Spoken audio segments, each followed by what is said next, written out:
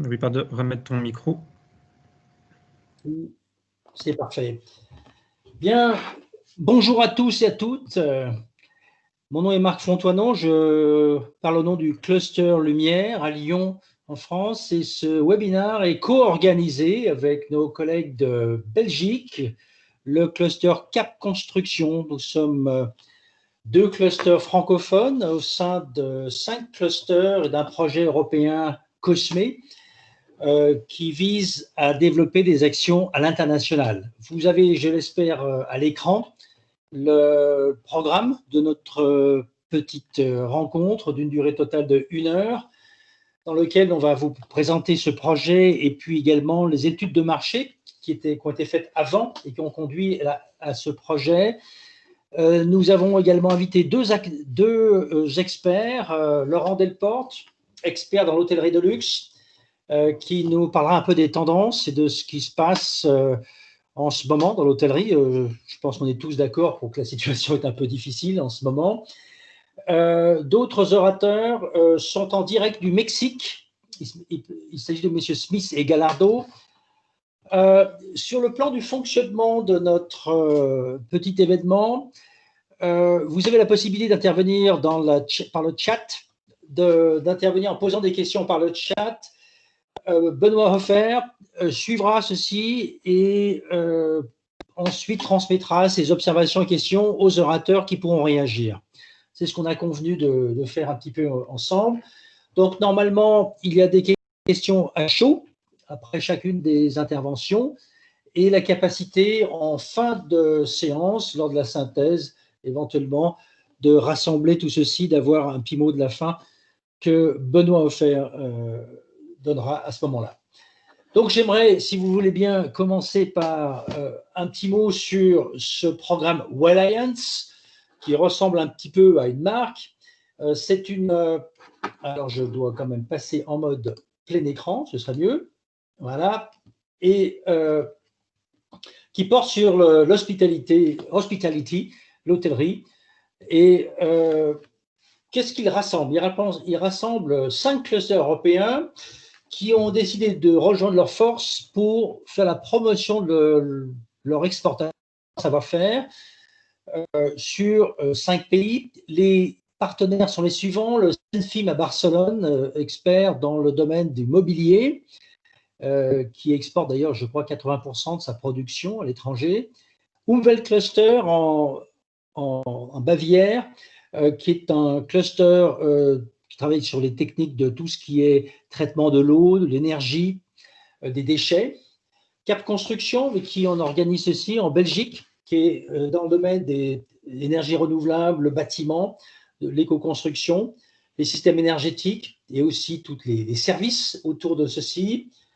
CWP, des experts espagnols dans le traitement de l'eau, à la fois pour tout ce qui est aquatique, c'est-à-dire les piscines, les bains, mais aussi tout ce qui est économie de l'utilisation de l'eau, qui est de plus en plus un sujet d'actualité dans les pays, notamment touristiques, où les réserves en eau sont limitées. Et puis, pour finir, le cluster Lumière, qui est basé à Lyon, qui rassemble un certain nombre d'acteurs de la chaîne de valeur de l'éclairage, que ce soit des industriels, des professionnels, des différents degrés d'action dans la chaîne de valeur, et environ 150-170 membres. Donc, au total, on représente 500 membres à nos 5 clusters. Et ce programme fait la suite, en fait, d'un premier projet, première phase, dont nous parlera Benoît Hofer.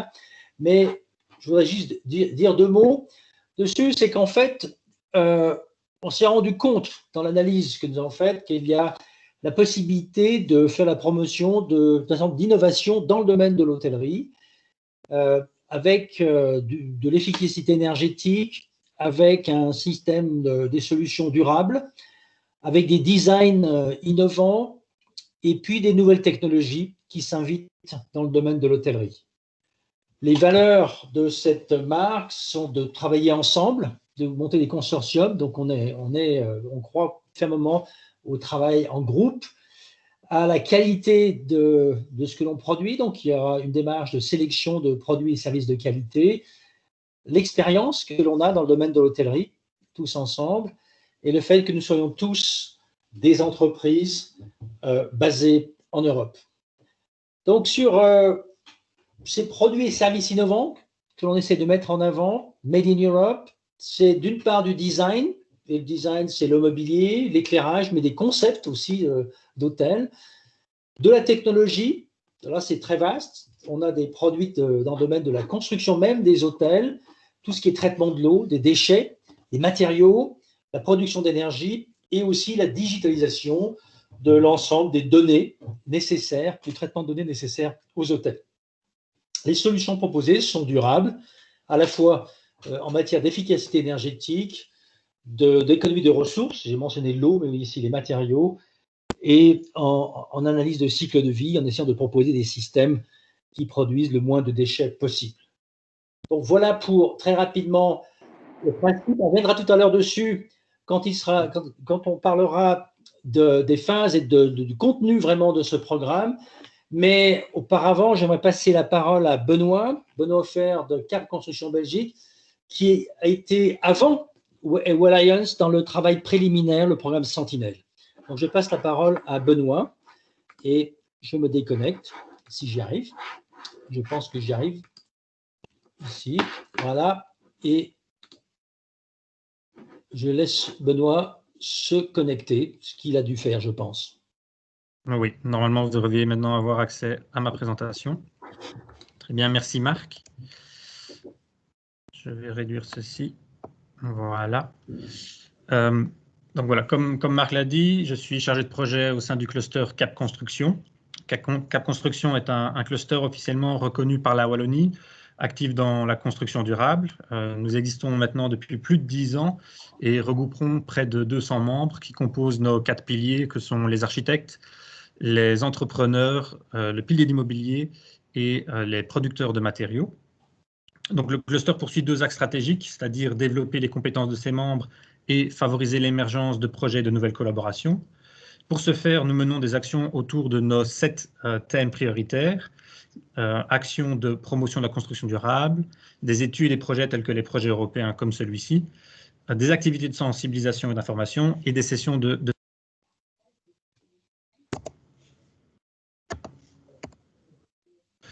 Comme Marc l'a mentionné également, le projet Alliance fait suite à un précédent volet nommé Sentinelle, qui a également pu voir le jour grâce à ClusterGo International. Donc l'action ClusterGo International vise à intensifier la collaboration entre les clusters ou réseaux d'entreprises européens de manière intersectorielle et à soutenir la mise en place de partenariats stratégiques entre ces clusters. Les consortiums qui répondent à cet appel à projet, puisqu'il s'agit de cela, ont la possibilité d'élaborer et de mettre en œuvre une stratégie commune d'internationalisation et de soutenir l'internationalisation des PME vers des pays tiers hors Europe dans des industries émergentes dont fait partie l'hôtellerie. Donc les projets ainsi soutenus sont menés par des clusters intéressés par la création et le fonctionnement d'un partenariat européen de clusters stratégiques dont nous tirons l'acronyme, comme vous pouvez voir sur le logo en haut, ESCP for International. Ce premier projet Sentinelle a duré quant à lui 18 mois et a retenu 4 clusters, dont nos collègues espagnols de Senfim et CWP ou Catalan Water Partnership, et également un cluster italien nommé Torino Wireless et un cluster autrichien appelé Cleantech Cluster. Au total, ce ne sont pas moins de 582 PME qui ont été impliqués dans ce premier volet. Le projet Sentinelle a permis au cluster d'analyser ainsi, lors de l'étape 1, le potentiel du marché du tourisme dans 5 pays, les Émirats arabes unis, le Maroc et donc les 3 pays retenus dans le cadre du projet Alliance, à savoir les États-Unis, l'Afrique du Sud et le Mexique. Alors pourquoi sélectionner ces 3 marchés de base? Pour les États-Unis, il s'agit de la plus grande économie au monde. Ils étaient 6e sur 190 dans le classement de l'indice de la Banque mondiale facilité de faire des affaires et 6e sur 136 dans l'indice de compétitivité de l'industrie du tourisme et du voyage. Est le premier partenaire commercial de l'Union européenne en Afrique et fait partie des 10 premiers pays africains de destination des investissements directs étrangers. Le Mexique était au 8e rang mondial des arrivées de touristes internationaux selon l'Organisation mondiale du tourisme et était la 2e plus grande économie en Amérique latine. Donc le choix de continuer avec ces 3 marchés s'est fait après que des missions de prospection analyse, dont celle par exemple des 5 forces de porteurs pour chacun de ces marchés, a été réalisée. L'étape 2 a permis de mettre en place des activités pour renforcer les collaborations entre les membres des clusters, typiques de ce genre de projet. Et l'étape 3 a vu la définition de la marque Welliance. Welliance est donc la marque créée pour être la plateforme qui soutiendra le processus d'internationalisation des PME membres des clusters partenaires du consortium Welliance. Donc, dans le cadre de cette présentation, nous avons voulu vous présenter les 2 aspects sur lesquels la marque a le plus d'impact en lien avec son environnement interne, c'est-à-dire les forces et faiblesses mis en évidence via une analyse SWOT. Donc ici, commençons par les forces et l'esprit de collaboration, comme l'a souligné Marc en début de présentation. Donc toutes les PME membres de l'un des clusters ont cet esprit de collaboration, sinon elles ne feraient pas partie d'un cluster. À ceci près que cet esprit de collaboration va encore un cran plus loin, puisqu'il nécessite de prendre en considération les spécificités des autres clusters membres de la plateforme. Bien que les entreprises proviennent d'industries ou de secteurs différents et affichent donc un profil hétérogène, elles ont toutes un but commun, intégrer le marché local de l'hôtellerie aux États-Unis, en Afrique du Sud et au Mexique. Et en partie grâce aux formations qui seront dispensées, mais aussi de par leur expérience, les entreprises se targueront d'être des experts. Alors, lié au point 4, la marque tirera bien entendu profit de l'image du Made in Europe. Et tout comme vous avez pu le voir pour Cap Construction et ses piliers, le fait de rassembler 5 clusters permet de couvrir davantage de métiers de la chaîne de valeur de la construction. En ce qui concerne le positionnement efficace de la marque, celui-ci a été jugé positif sur les aspects innovation, technologie, design et durabilité. Et si nous réduisons ce mélange d'attributs en un mot, la plupart des gens parleront de qualité. Passons aux faiblesses. Et bien entendu, qui dit différents pays, différentes industries, dit complexité. Ce sera donc au cluster de veiller à une bonne compréhension et au bon dialogue entre les différentes parties prenantes. Troisièmement, le métier de prescripteur qui diffère d'une industrie à l'autre. Et par ailleurs, bien que le client final soit le même, c'est-à-dire le bâtiment hôtelier, l'interlocuteur privilégié n'est pas le même en fonction de l'industrie auquel appartient la PME. Et enfin, pour terminer ma présentation, penser que nous allons nous positionner uniquement sur le prix serait une mauvaise approche pour bon nombre d'entreprises associées au consortium. Donc après ce bref rappel du projet Sentinelle qui a précédé ici le projet Welliance Hospitality, je vais maintenant passer la parole à Monsieur Delporte qui nous fera une présentation du secteur de l'hôtellerie. Oui, Laurent Delporte, bienvenue. Vous nous entendez? Oui, très bien. Et vous? Très bien, heureux de vous entendre à nouveau.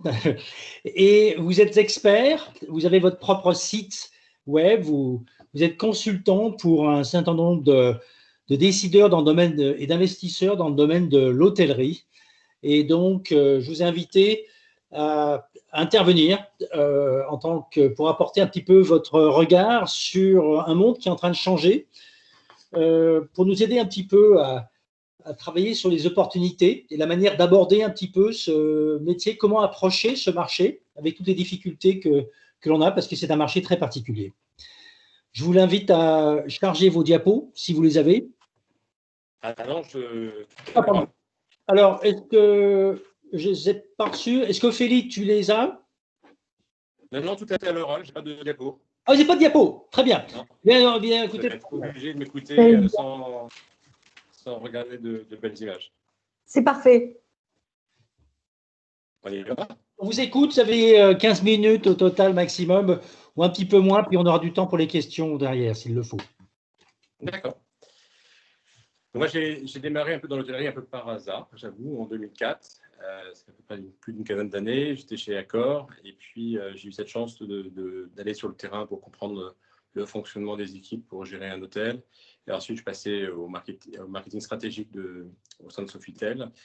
Et puis ensuite, donc là, c'était au moment où on repositionnait la marque. Donc, on est arrivé, il y avait 200 hôtels. En repartant, il y en avait 115. Après, le réseau a grossi et s'est séparé aussi avec Pullman et M Gallery. Donc, ça a été une belle expérience de vie professionnelle.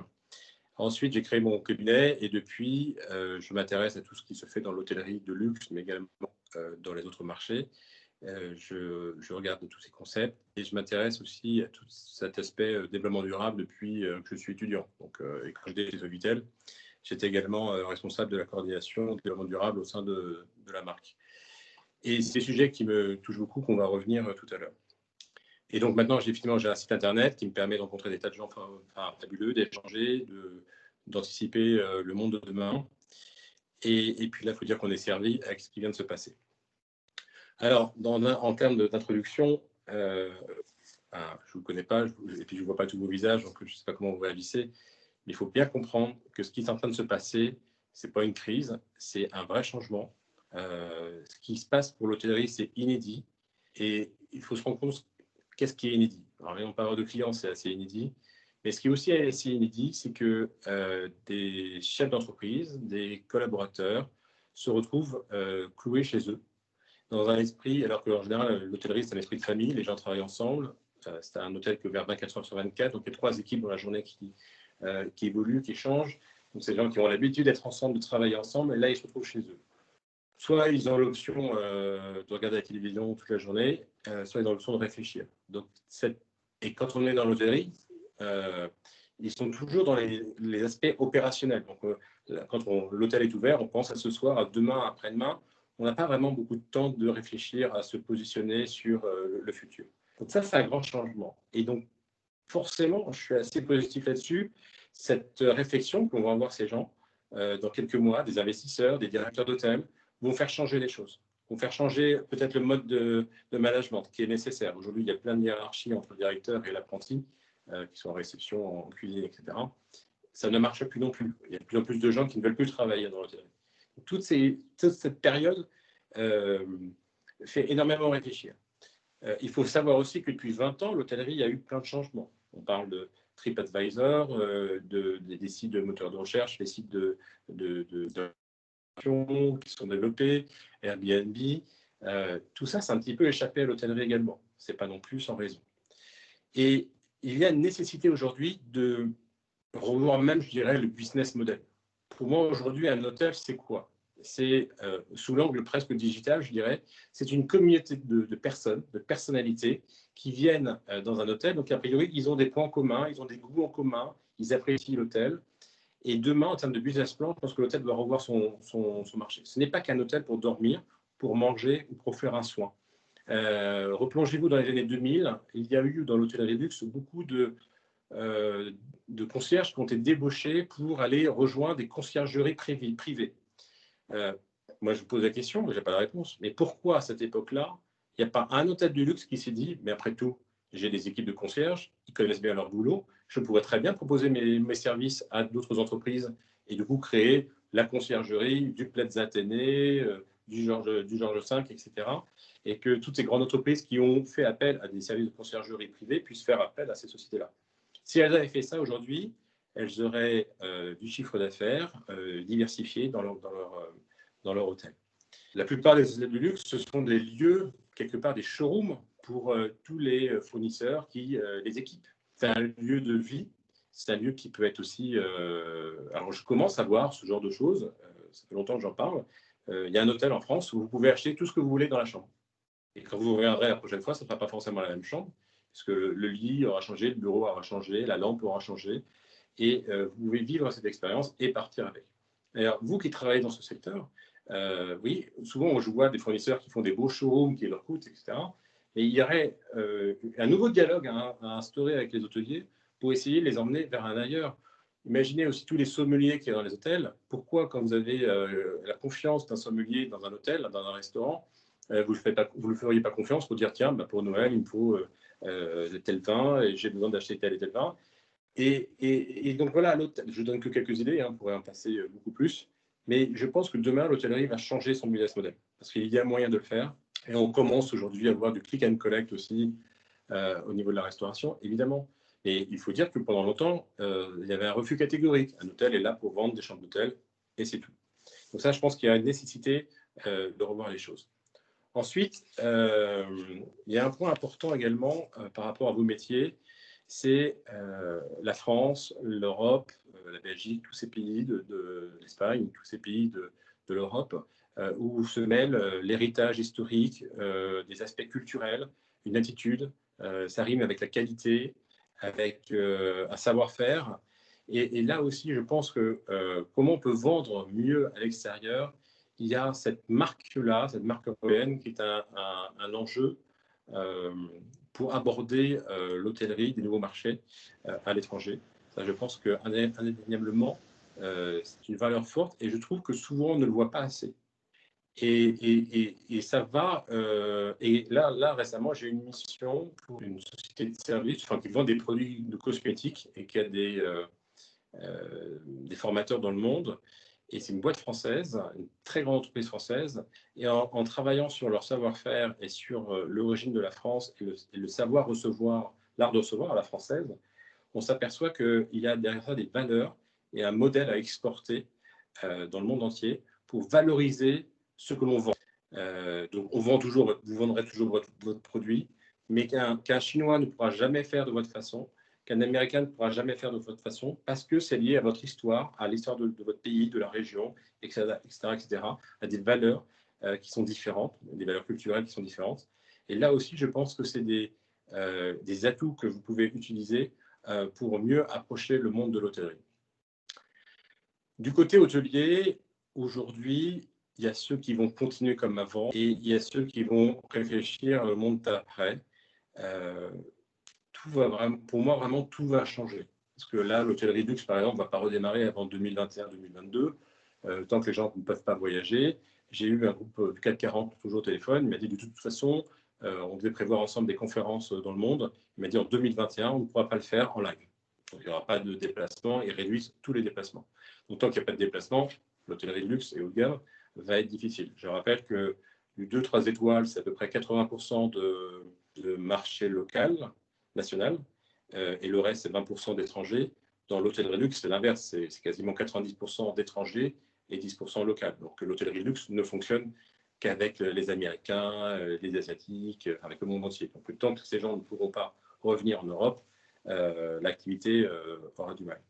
Depuis longtemps, je vois du côté des hôtels, mais en parallèle aussi avec vous, le développement durable. Pendant longtemps, on a fait les réductions, les économies d'énergie. Bien sûr, il faut le faire. Mais maintenant, il faut passer à autre chose.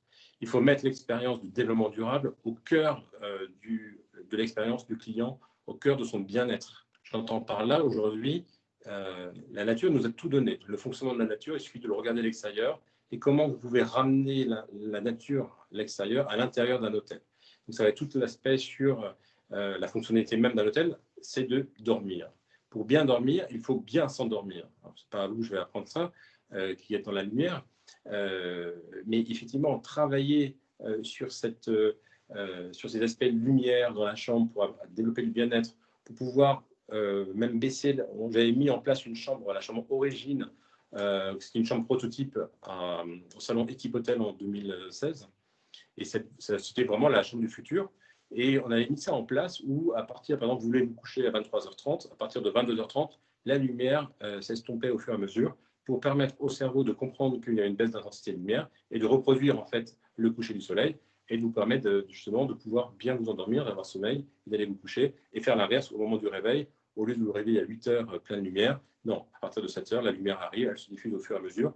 Et quand il est l'heure de vous réveiller, votre esprit a compris, il se réveille et vous vous réveillez dans de meilleures conditions. Donc, c'est des choses qui sont très faciles à faire d'un point de vue technique, qui ne se mettent pas en place. Vous l'avez aujourd'hui dans les avions de grande ligne, j'ai déjà vu ça. On passe par une coloration, c'est d'abord une lumière bleu foncé, et après on arrive à une lumière rouge, orange, etc. Enfin, on décline toutes les couleurs. Donc, c'est des choses qu'il va falloir travailler. Et ça fait partie, je dirais, pour moi, de l'aspect développement durable, parce que l'aspect développement durable, c'est de prendre conscience de l'enjeu de la planète, du bien-être de la planète, mais le bien-être de la planète passe aussi par le bien-être des hommes qui vivent sur cette Terre. Donc, il y a beaucoup de choses à faire à ce niveau-là. Et puis aussi d'apporter tout ce qui est des produits sains. Et là encore, je reviendrai sur cette marque européenne par rapport à vos produits. Quand c'est bien fait, que vous avez un savoir-faire, ça rassure. Et ça, le client aussi a besoin de ça. Et le client va rechercher de plus en plus de bien-être pour pouvoir bien dormir, enfin pour bien se ressourcer. C'est-à-dire qu'aujourd'hui, on est dans un mode dans l'hôtellerie où on va dormir, Mais non, demain, c'est un mode de ressourcement. Je viens et quand je ressors de cette chambre d'hôtel, parce que je suis en mode loisir, en vacances ou parce que je suis en mode business, je ressors de l'hôtel et je suis chargé d'énergie qui me permettent d'être bien quand je suis en décalage horaire, quand je suis en voyage, etc. Et je peux vous assurer que j'ai vu pas mal d'hôtels, y compris dans le monde, des beaux 5 étoiles, de très belles marques, où vous pouvez payer une fortune pour y séjourner, mais l'expérience est plutôt mauvaise. Parce qu'ils n'attachent pas d'importance à cette notion de bien-être. Je pense aussi qu'en termes de développement durable, aujourd'hui, le sujet n'est plus de la croissance de créer des nouveaux produits. Je pense qu'on peut créer des nouveaux produits en utilisant des anciens produits. Donc on voit bien aujourd'hui, même si vous prenez un exemple comme Hermès. Hermès a lancé la marque Petit H il y a quelques années pour récupérer toutes les chutes de tous leurs beaux produits qu'ils ont. Quand ils font un sac à main, il y a des chutes d'un cuir excellent. Quand il y a une porcelaine qui se casse, ils ont des belles pièces de porcelaine. Il faut venir des artistes pour faire des porte-clés avec la marque Hermès, hein, c'est le petit H de Hermès. Ils font venir des artistes pour recréer des objets qui vont vendre. Et ça, je pense que ça fait sens demain. Demain, j'ai 50 chaises à bazarder qui ne sont pas cassées, mais qui sont un peu démodées, etc. Je vais racheter des fauteuils. Ce serait intéressant un jour qu'on dise je vais vous garder mes chaises et vous les retravaillez, vous changez des choses, pas tout, vous gardez. On ne va pas tout gâcher, on ne va pas tout mettre à la poubelle. On va redonner une vie. Pareil pour les lumières, etc. Je pense que ça, c'est une tendance qui va se développer. On le voit un petit peu déjà dans le monde, où on récupère parfois certains objets qu'on va réutiliser. On le voit dans nos familles, dans la vie de tous les jours. Ça, je pense que c'est une tendance qui va être importante. Et puis, il faut aller sur plus de créativité. Je pense qu'en termes de management, dans beaucoup d'entreprises, il va être essentiel de redonner un esprit collaboratif. Les gens, je sais que c'est compliqué parfois dans certaines, et notamment dans l'hôtellerie, sur le management des équipes, mais à partir du moment en général, quand on rend ce travail collaboratif, quand on donne l'avis, on demande l'avis à ses équipes pour faire son offre de service ou de produit, il en sort une créativité des idées. Et ça, je pense qu'on ne va pas assez loin, on ne va pas aller assez écouter les gens qui sont sur le terrain, les intégrer. Par exemple, si demain vous avez des choses à faire dans un hôtel et vous êtes en lien avec les équipes, et demandez à être en lien avec les équipes, pas uniquement être avec le directeur ou avec le l'architecte. Ça, c'est la grande erreur qu'on voit souvent. Oui, j'ai un architecte, c'est bon, il va tout faire. Non, il faut réunir des compétences. Bien sûr, il faut un architecte, il faut des fournisseurs, il faut les équipes qui vont utiliser vos produits au quotidien vis-à-vis de leurs clients, il faut la direction, il faut avoir des investisseurs. Il faut quelqu'un qui va penser à plein de choses en même temps, qui va avoir une source d'idées et de brainstorming. Mais demain, autour d'un projet hôtelier de rénovation, de construction, il faut absolument arriver sur un ensemble de compétences ensemble et pas ce qu'on voit aujourd'hui. Bon, il y en a un qui construit, qui fait la mise en forme, après c'est vendu, quelqu'un va prendre, l'autre il va venir manager l'hôtel, et donc il prend le bâtiment comme il est. Non, il faut anticiper les choses et mieux travailler ensemble, et ça, c'est source de créativité. Oui. Laurent, c'est ce que je fais d'ailleurs maintenant. Vous interrompre maintenant. Si c'est, Pardon ? oui, on va peut-être vous interrompre, c'est Oui. passionnant. On sait qu'on pourrait passer beaucoup de temps avec vous, on est très très heureux de vous avoir. Est-ce qu'on peut peut-être passer, les messages sont très clairs, merci, et en phase avec exactement le scope de ce projet. J'aimerais juste peut-être vous poser une question pour conclure, à moins qu'on ait d'autres questions, Benoît, sur le chat, mais vous dites qu'il faut se rapprocher, ne pas parler qu'à la direction, qu'à l'architecte, mais impliquer les personnes. Est-ce que vous avez un conseil à nous donner, nous les industriels, les clusters, quand on approche le monde de l'hôtellerie, sachant qu'on est habitué à travailler avec des donneurs d'ordre divers, qu'est-ce qui est spécifique dans le monde de l'hôtellerie, les erreurs à ne pas faire ou la manière d'approcher, surtout quand on est à l'export, comme on l'est aujourd'hui?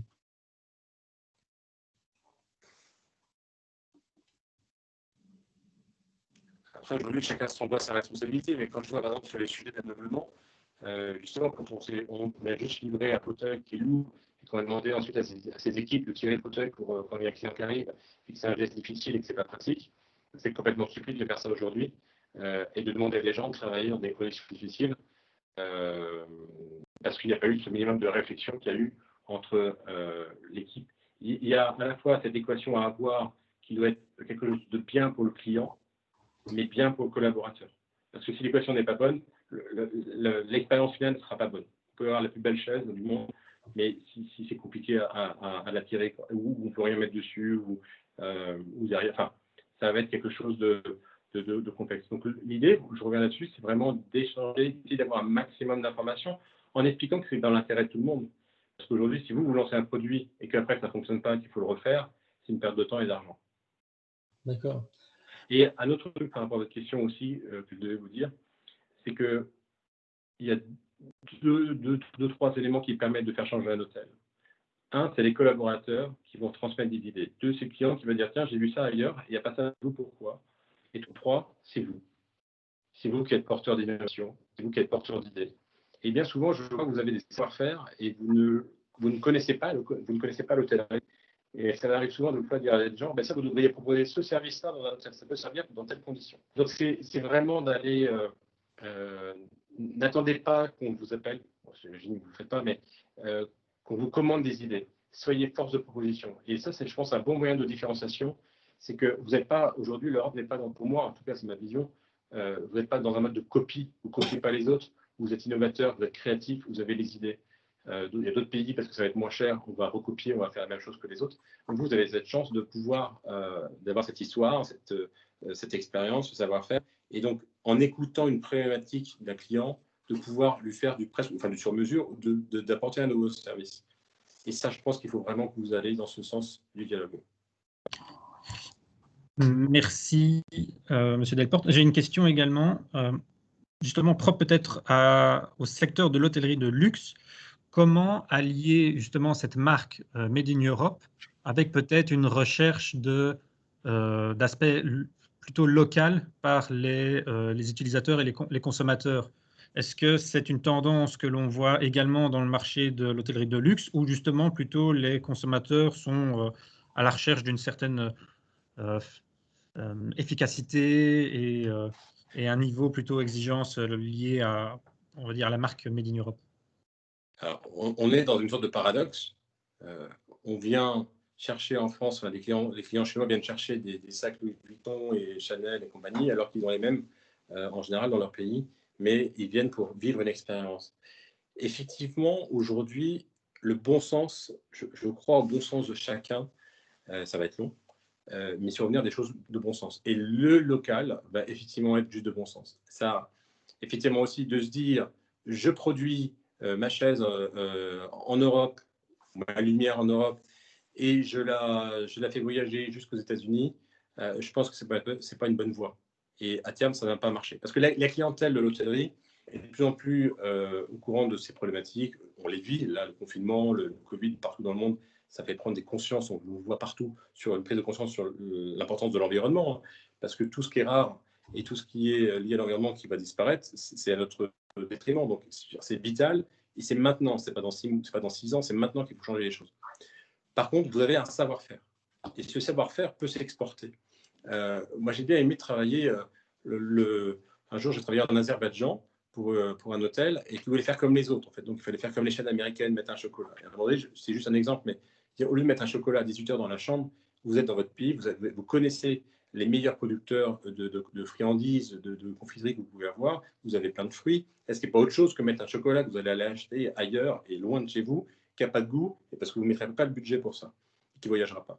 Donc, par contre, voilà, on prend l'idée internationale qui est effectivement de mettre quelque chose de sucré à l'arrivée de votre hôtel, mais de changer les choses. Et donc, je pense que c'est le savoir-faire va s'exporter davantage, mais à un moment donné, effectivement, aller livrer par rapport à votre milieu du mobilier loin, non, ça, je pense que ce n'est pas une tendance, ça va être au contraire.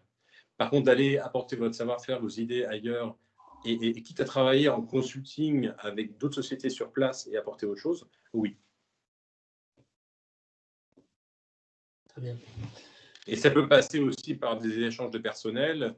On n'est pas obligé de recréer une entreprise. On peut très bien commercer entre deux entreprises similaires d'un pays à un autre et d'échanger. Et de ça va naître une créativité, un savoir-faire intéressant. Merci Laurent, très stimulant tout ceci. On a un temps limité, on va être obligé de passer la parole aux prochains experts pour le Mexique. Merci encore d'être parmi nous. On garde le contact. Ce projet dure encore 1 an et demi, donc on va sûrement avoir d'autres occasions de se croiser. Merci pour votre contribution, en tout cas au nom de toute l'équipe et entre autres du Cluster Lumière en France. Au revoir. Merci. Laurent, je te passe pardon, Laurent, excuse-moi, Benoît, je te passe la parole pour introduire nos prochains orateurs. Très bien, merci Marc. Voilà, nous avons 2 personnes qui travaillent pour l'Agence Wallonne à l'exportation ou AWEX, M. Smith et M. Gallardo, qui sont nos spécialistes au Mexique, les spécialistes de l'AWEX au Mexique. Et voilà, nous avons voulu mettre en évidence justement un des 3 marchés que le projet va cibler. Et ces messieurs ont eu l'obligeance de bien vouloir se prêter au jeu de la présentation du marché pour nous. Donc, M. Smith, je vous laisse la parole. Bonjour, est-ce que vous m'entendez bien? On vous entend correctement, oui.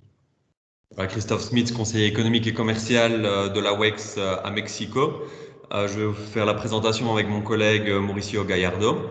Alors, nous, on est un peu tombé aussi par hasard dans le secteur de l'hôtellerie il y a 2 semaines quand Benoît Hautefer nous a demandé de faire une présentation.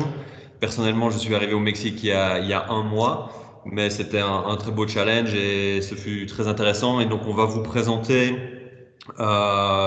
les opportunités, le marché mexicain en général.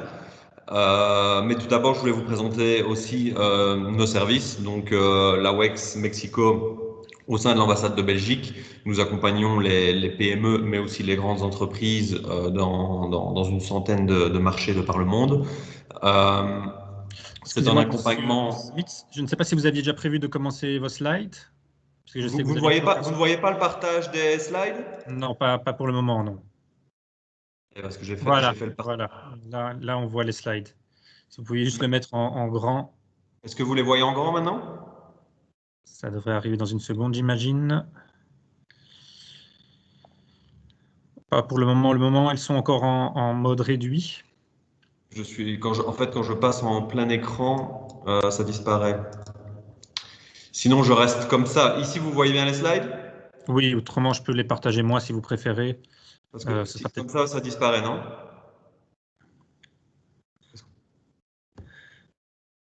Voilà, je présente les slides, donc n'hésitez pas à me dire quand passer à la slide suivante. Voilà.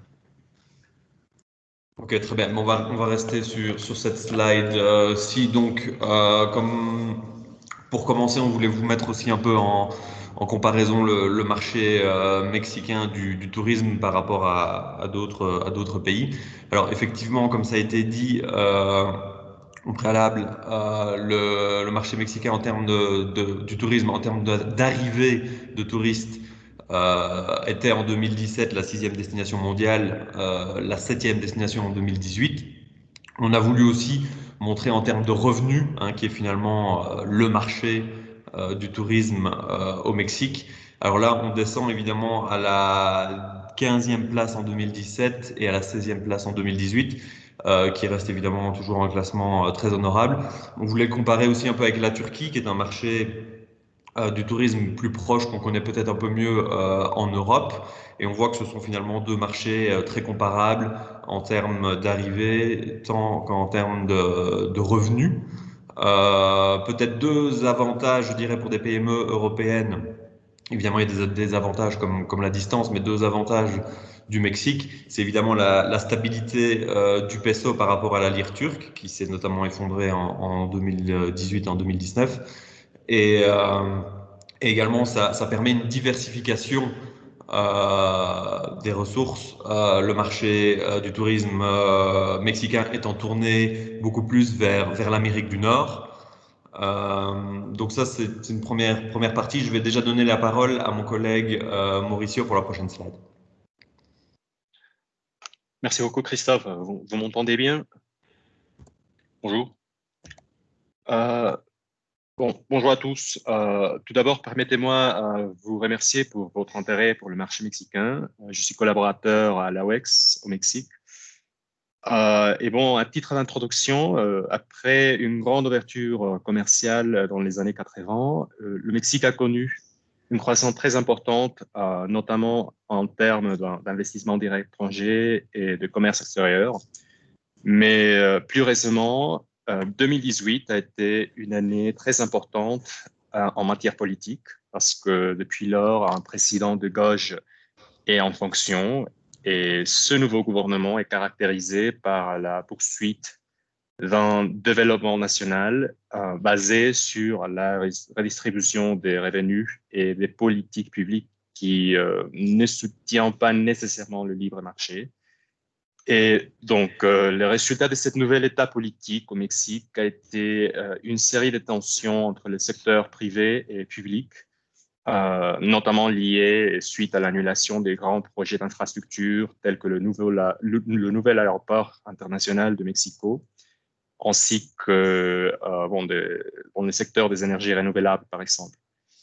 Et suite à ces tensions, on a connu un manque d'investissement privé depuis 2018 qui découle principalement de l'incertitude institutionnelle, mais aussi avec un certain degré d'insécurité qui n'a pas encore été totalement résolu.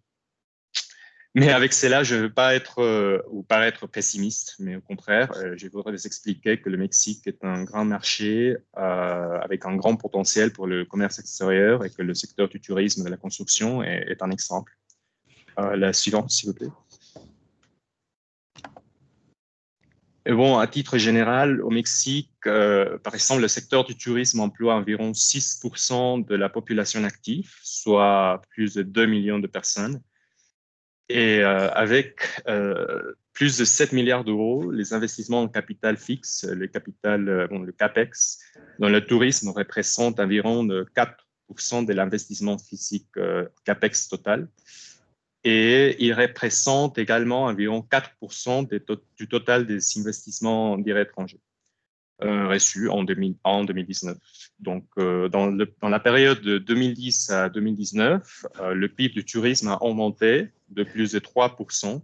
Et ça, c'est important parce qu'en général, dans cette même période-là, de 2010 à 2020, la croissance du PIB total a été d'environ 2%. Donc, le PIB touristique a augmenté de plus de 3% par an, en moyenne. Enregistrant un chiffre historique en 2019 de près de 65 milliards d'euros.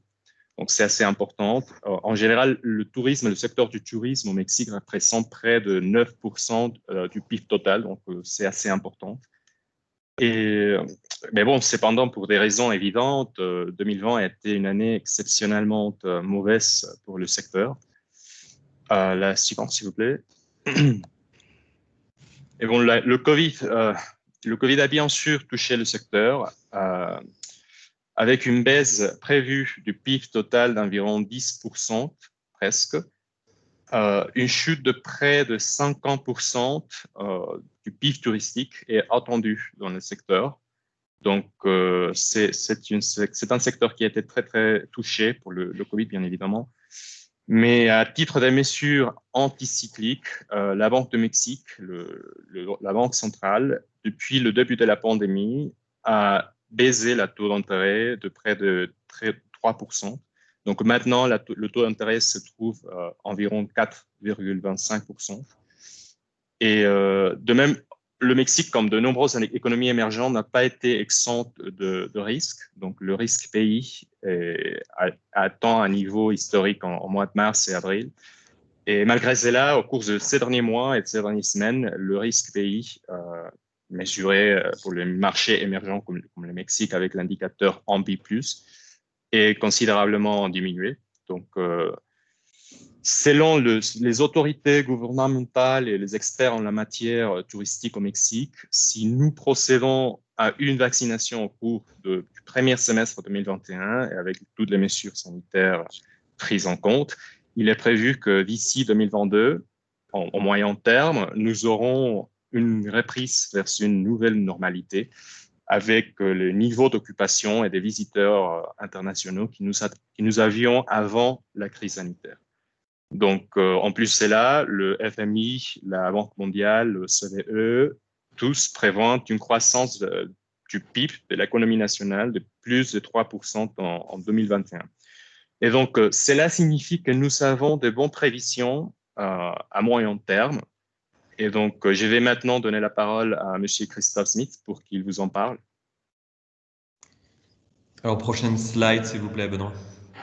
Donc voilà, il y a évidemment, ici ce sont des projections pré-Covid, mais nous connaissons au Mexique une reprise des projets hôteliers dès le mois de juin. Donc effectivement, comme vient de l'expliquer mon collègue Mauricio, dans le contexte d'un scénario où il y aurait un début de vaccination au début janvier, on pourrait revenir à un nouveau normal qui serait 90% de ce que c'était avant le Covid à moyen terme d'ici 2 ans. Mais ici, c'est une présentation aussi de la carte du Mexique pour voir où se situe la majorité des projets. Et on voit tout de suite que c'est du côté de la Riviera Maya, au sud-est du pays et de Cancún. C'est sur cette partie-là qu'on va se concentrer pour cette présentation. Mais je voulais vous dire aussi qu'il y a évidemment beaucoup d'autres projets hôteliers dans le reste du pays. Alors, il y a des projets hôteliers citadins. Il faut savoir que Mexico City, c'est une ville de 20 millions d'habitants. Vous avez aussi Monterrey dans le nord, à la frontière, près de la frontière mexicaine. Vous avez avec 4 millions d'habitants. Vous avez aussi la ville de Guadalajara qui n'apparaît pas mais qui se trouve entre Mexico City, donc CDMX, et Puerto Vallarta. Et vous avez aussi beaucoup d'autres sites touristiques, des stations balnéaires autres que dans le Yucatan, qui se trouvent sur la côte Pacifique, notamment Acapulco, qui était évidemment le grand projet où se trouvaient les gros projets hôteliers dans les années 80. Il y a toujours des projets hôteliers actuellement, mais disons que la concentration se fait plutôt maintenant sur la Riviera Maya. On pourrait aborder aussi la Baja California, notamment avec Los Cabos. Mais on a décidé, pour 3 raisons principales, de se concentrer davantage sur le Yucatan, parce que c'est une région qui est aussi tournée plus vers l'Europe, alors que la Baja California est plutôt tournée vers le marché de l'Amérique du Nord, avec la proximité notamment avec la Californie. Il y a aussi de nombreux vols directs vers l'Europe. Je pense que c'est important aussi pour connecter finalement le pays et le Mexique avec l'Europe et notamment ses PME, car la distance joue un rôle. Je voulais vous montrer aussi des données déjà par rapport à certains groupes hôteliers pour vous montrer aussi l'importance du marché mexicain pour eux. Donc, ce sont des données qu'on a obtenues, évidemment, elles datent de 2018-2019, mais comme j'ai dit, les projets, on a vérifié une grande partie des projets, en fait, la plupart des projets ne sont pas à l'arrêt et recommencé, on stoppait pendant 3 mois, mais on recommençait dès le mois de juin. Il y a une volonté notamment de Marriott d'augmenter sa présence au Mexique de 50%. Hilton de mémoire de 30%. Et donc, on voit que dans les 3 prochaines années, donc c'était les projections à partir de 2018, il y avait une volonté d'ouvrir 88 nouveaux hôtels et 10 000 nouvelles chambres, rien que pour les chaînes Hilton et Marriott. Et la société américaine IHG, lui, prévoyait d'ouvrir 30 hôtels pour l'équivalent de 4 000 chambres. Prochaine slide, s'il vous plaît. Alors ici, quelques projets qui ont été finalisés en 2020. Une grande partie d'entre eux ont ouvert après le mois de juin. Alors on peut retenir de la société AMR Resort, qui est très présente au Mexique, le Dreams Vista Cancun Golf and Spa. Donc on parle quand même de 416 chambres qui ont été ouverts en 2020. De la même chaîne, on a eu aussi le Breathless River Cancun Resort and Spa de 362 suites. En projet, il y a un total de 6 hôtels rien que pour cette chaîne et pour un investissement d'environ 1 milliard de dollars. Alors, je regardais aussi par rapport au projet Well Alliance, il y a la volonté aussi d'être dans l'experience, dans le secteur hôtelier. Il faut savoir aussi que vous allez le voir aussi, il y a beaucoup d'hôtels à thématique au Mexique. Alors, il y a le Planet Hollywood, il y a le Nickelodeon, il y a différents projets thématiques aussi qui jouent sur l'expérience du touriste au sein de ces chaînes, au sein de ces hôtels. Alors, des projets aussi très importants de la marque Senator avec 1044 chambres qui a ouvert en 2020. Et on peut retenir aussi le Canopy by Hilton Cancun de 174 chambres. Slide suivante, s'il vous plaît. Alors, dans les gros projets qui devraient ouvrir en 2021, alors on retient bien sûr le plus gros projet hôtelier du Mexique de ces 30 dernières années, qui est le Grand Island Cancun. On parle quand même de 3000 chambres développées par Murano. C'est un projet qui fait face à quelques difficultés, évidemment, vu sa taille. Et donc, il y a évidemment énormément de discussions sur l'impact environnemental. Le projet a commencé. Il devrait ouvrir en 2021, mais il y a évidemment des difficultés à obtenir certains comment dire, accords pour continuer la construction de cet hôtel, qui met une pression évidemment énorme sur le marché hôtelier dans cette période. Mais d'après les dernières informations qu'on a consultées, ce projet devrait ouvrir ses portes en 2021.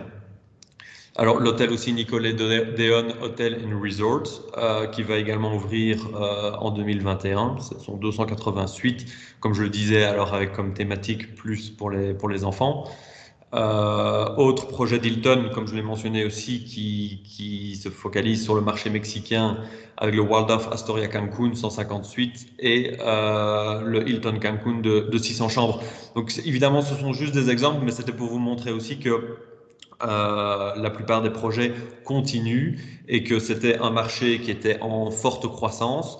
Si on prend en compte les chaînes d'hôtels de luxe, on ne parlait pas d'une croissance uniquement de 3,1% comme le PIB touristique, mais de 5%. Donc il y a une croissance, je veux dire, les chaînes de luxe, les chaînes étrangères se développent encore plus rapidement que les hôtels, par exemple, plus urbains, de marque plus locale. Slide suivante, s'il vous plaît. Donc ici, différents éléments. Donc pour la région du Yucatan, selon le directeur justement de l'Association mexicaine des professionnels de l'immobilier, 14 hôtels sont en cours de construction, soit un investissement de plus de 3,5 milliards de dollars pour les prochaines années. Donc ici, c'est paru dans El Economista du 15 juillet 2020, donc juste après, on va dire, la reprise des activités dans le secteur de la construction au Mexique suite au lockdown qui a eu lieu au printemps. Fonatur, qui est une association dans le tourisme, qui fait partie du ministère du Tourisme, du secrétariat du tourisme au Mexique, insiste aussi parce qu'il y a évidemment des enjeux, comme je le disais, dans l'environnement notamment, privilégie la rénovation des hôtels plutôt que de construire des nouveaux, malgré le fait qu'il y a évidemment beaucoup de projets en cours. Et il y a une volonté d'adopter un nouveau modèle de développement, de prioriser la qualité à la quantité. C'est vraisemblablement une des raisons aussi pour laquelle il y a des chaînes de luxe qui s'installent et qui n'étaient pas avant présentes au Mexique. Je pense notamment, je ne sais pas si vous connaissez la chaîne Banyan Tree, alors sur la côte pacifique, qui a développé un énorme projet aussi, un projet pas énorme justement, mais d'une certaine taille, mais beaucoup plus écologique, beaucoup plus respectueux de l'environnement. Donc on va vraisemblablement aller aussi vers ces tendances. Même si, comme vous l'avez pu le voir, dans les prochaines années, il va toujours y avoir des méga projets sur la côte des Caraïbes. Slide suivante. Alors, ici, on voulait vraiment se focaliser sur le secteur de l'hôtellerie. Maintenant, on ne pouvait pas ne pas vous mentionner ce projet public du train Maya qui a débuté, dont la construction a déjà débuté et qui va évidemment favoriser encore plus le secteur du tourisme dans la région du Yucatan. Bon, ici, c'est plus large que simplement le Yucatan, donc on peut parler du sud-est du Mexique. On parle quand même d'un investissement total de près de 7 milliards de dollars. Qui devrait connecter différentes villes qui ont tout un potentiel touristique énorme dans la région. Prochaine slide. Alors, ce projet est intéressant parce qu'on voit aussi finalement la multitude de sociétés qui ont pu obtenir je veux dire, le droit, les marchés publics pour pouvoir construire une partie de ce train Maya. Qui montre aussi, c'est un point que Mauricio a abordé rapidement, mais l'ouverture sur l'économie, sur l'extérieur du Mexique, c'est un marché évidemment très très ouvert, qui accueille énormément de sociétés étrangères. Et donc, ça montre aussi le nombre d'opportunités, non seulement dans le secteur hôtelier, mais également dans le secteur des infrastructures, même si, comme Mauricio aussi l'a dit, avec le nouveau président, malheureusement, le projet du nouvel aéroport à Mexico City a été abandonné. Prochaine slide. On voulait vous faire aussi une petite présentation des groupes hôteliers et des différentes marques qui sont présentes au Mexique. Donc, je l'ai dit à plusieurs reprises, le Mexique et le secteur du tourisme est ouvert sur l'Amérique du Nord. C'est vrai que sur le Yucatan, c'est très ouvert évidemment sur l'Europe aussi. On voit la présence de beaucoup de chaînes américaines, comme pour ne pas les citer, Ritz-Carlton, IHG, Hilton et le Marriott. Mais il y a également une grosse présence de sociétés européennes, mais plus particulièrement de sociétés espagnoles, comme Barceló, Iberostar et la chaîne Melia. Mais évidemment, vu l'importance du secteur du tourisme et le secteur hôtelier au Mexique, vous avez aussi des chaînes locales qui font de très beaux projets hôteliers également, comme pour ne citer que celle-là, Xacaret, Charisma, Posadas, qui sont les plus importantes et à faire. Dernier point ici pour cette slide, on voulait aussi vous parler de quelques acteurs financiers.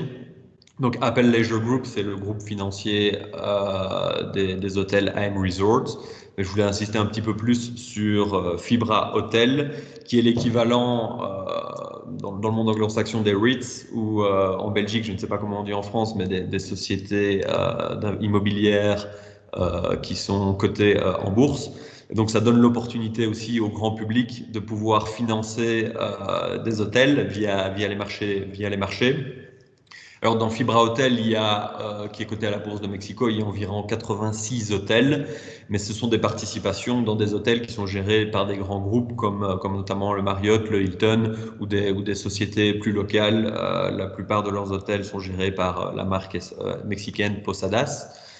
Dernier point, sur la slide, je voulais juste parler de RHL, qui est un groupe d'investisseurs qui, eux, se spécialisent dans le financement de projets hôteliers dans les 18-30 derniers mois avant sa mise en service. Ce qui explique aussi que, bon, ici, avec le Covid, on connaît une crise de liquidité, mais il y aura toujours des investisseurs financiers qui seront prêts à investir au Mexique, étant donné la croissance que connaissait évidemment le secteur avant la crise du Covid. Je ne vois plus apparaître les slides. On arrive au bout du temps imparti pour votre présentation qui est, et je suis désolé de devoir la couper parce que je la trouve très intéressante et justement avec des très bons points qui nous permettent de mieux comprendre le marché et en tout cas les acteurs qui sont présents également. Malheureusement, puisque voilà, après on doit encore présenter les mécanismes de soutien aux entreprises et pour rester dans le temps du webinaire, peut-être est-ce que vous pourriez dire un mot sur les points à faire attention au moment d'entrer sur le marché mexicain? Est-ce que le focus devrait surtout être sur l'aspect législatif, sur l'aspect relationnel, investissement? Si vous pourriez terminer là-dessus, ce serait parfait. Merci beaucoup. Alors, je vais laisser répondre Mauricio, qui malheureusement n'aura pas pu présenter ces slides. Oui, en général, c'est un secteur qui est assez complexe. Donc, bien entendu, tous les organismes publics disposent des guichets et des bureaux dans tous les États de la République pour mener toutes les procédures de tout type de façon. Au niveau législatif, au Mexique, il y en a 3 pouvoirs. Donc, le pouvoir de Congrès, le pouvoir de présidence, parce que c'est une république démocratique, et le pouvoir judicial. Donc, en général, je ne sais pas si c'est ça la question. Oui, la question, c'était vraiment s'il y avait un point d'attention pour les entreprises qui souhaitent se rendre sur le marché. Quel serait-il? pense qu'une réponse qu'on peut donner aussi, évidemment pour les PME, et je pense que c'est le modus operandi sur de nombreux marchés, c'est vu l'importance du marché, il faut pouvoir offrir une présence locale et donc pouvoir être représenté de façon permanente sur le marché. Et si on veut s'attaquer au secteur hôtelier, je pense que ça ne suffit pas de venir 1 ou 2 fois par an, étant donné la distance, d'autant plus avec la distance. Donc je pense que c'est très important de pouvoir aller contacter les bons représentants sur place, sachant que vous serez aussi évidemment en compétition avec des sociétés qui sont présentes sur place depuis de nombreuses années. Je pense notamment aux sociétés américaines et aux sociétés espagnoles. Et donc il faudra se donner tous les outils pour pouvoir se faire une place au soleil, si je puis dire.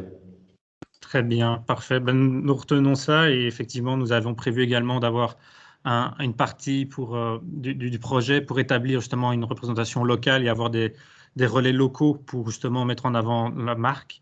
Je vous remercie. Un dernier point, Benoît, pardon, pour interrompre. Évidemment, je m'adresse principalement aux entreprises wallonnes, mais c'est évidemment dans une présentation, c'est très difficile de donner des conseils spécifiques pour chaque produit ou chaque secteur.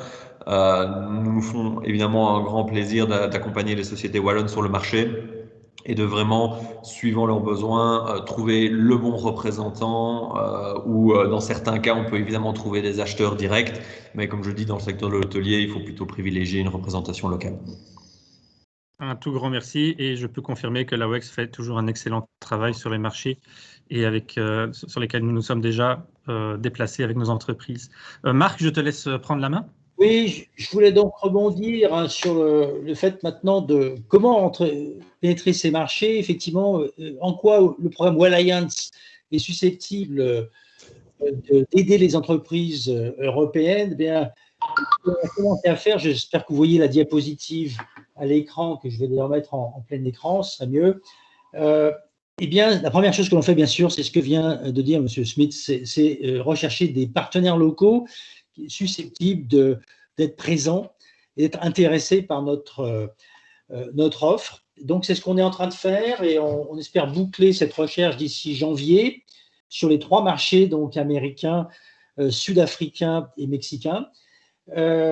Ensuite, ce qui était prévu, c'est d'inviter ces partenaires sur des salons européens. Alors, du fait du contexte actuel, on n'a pas pu le faire. Donc, on a prévu de le faire d'une façon digitale en organisant des séances en février. Et c'est organisé par nos collègues de Senfim à Barcelone pour organiser des séances de présentation et de matchmaking. C'est que ces gens-là vont nous parler du marché de l'hôtellerie sur leur territoire. Mais aussi, on va offrir aux entreprises européennes la possibilité de discuter one-to-one dans des séances de matchmaking digital. Donc, ceci aura lieu en février. Ensuite, à partir de là, Walliance va accompagner ces entreprises qui auront été pas sélectionnées, mais qui ont émergé des clusters pour les aider en matière de formation. Enfin, je viens là-dessus. En même temps, je vois à l'écran qu'effectivement, on a un site web qui est en cours de développement et je remercie Benoît Offert qui est responsable du développement de ce site web sur lequel il y aura tout un ensemble d'informations stratégiques qui vont être à destination des entreprises. Donc, on va lancer à partir de février tout un ensemble de séminaires de formation en invitant des consultants, en invitant des experts sur les marchés visés pour fournir des données pour que les entreprises s'organisent et trouvent la manière d'aborder ces marchés. Donc, ce sont des séminaires gratuits, mais qui seront sur des listes d'entreprises, des clusters sélectionnés. Sur place, il est prévu de faire une mission ensuite retour. Selon les pays, ça va commencer à partir de décembre. Ce sont des missions qui vont être subventionnées par le projet Walliance et on va élaborer également des stands sur des salons dans ces 3 pays. Donc, la date de la mission va être liée un petit peu à la date des salons. Et ceci va avoir lieu entre la fin du mois de décembre de cette année et le printemps de l'année prochaine. Enfin, pour finir, ma dernière diapo, l'objectif est de pouvoir signer un accord de coopération avec de façon à créer une sorte d'antenne du projet Walliance dans le pays visé, donc trouver les bons partenaires de façon à ce que ce soit une porte ouverte sur ces marchés. Nous avons pris des engagements sur des signatures d'un certain nombre de projets avec des PME européennes. Je rappelle que ce sont des projets qui sont soit sur des produits, mais aussi sur des services. On a eu Laurent Delporte qui a fortement insisté sur la notion de service, qui est plus facile que le transport de matériel à ce niveau. Et également, nous allons, autour de cette marque Well Alliance, construire un catalogue digital à destination de ces contacts pour mieux faire connaître les produits et services de nos sociétés. Voilà, ça c'est essentiellement ce sur quoi nous travaillons. Donc des opportunités pour vous et vos collègues pour arriver sur ces marchés. J'en reste là. Je ne voudrais pas passer trop de temps. Je laisse le soin à Benoît peut-être de conclure ou de recueillir certaines remarques finales. Très bien, merci Marc. Effectivement, donc pour terminer ici, n'hésitez pas encore à poser vos questions dans le chat. J'irai jeter un coup d'œil après ce dernier rappel. Donc n'hésitez pas à aller consulter notre site internet welliancehospitality.eu qui est disponible à la fois en anglais et en espagnol, les langues des marchés ciblés.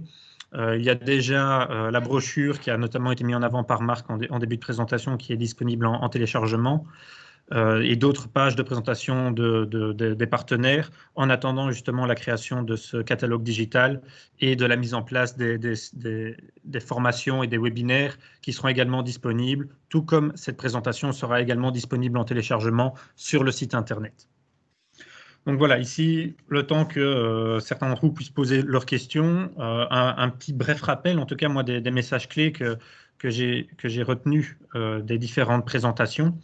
Et notamment de celle de M. Delporte. C'est vraiment ici un des aspects liés au Covid est que les entreprises ont pu avoir le temps de repenser leur positionnement et peut-être d'envisager un changement de business model et de ne pas uniquement se concentrer sur vendre des chambres, mais davantage un service.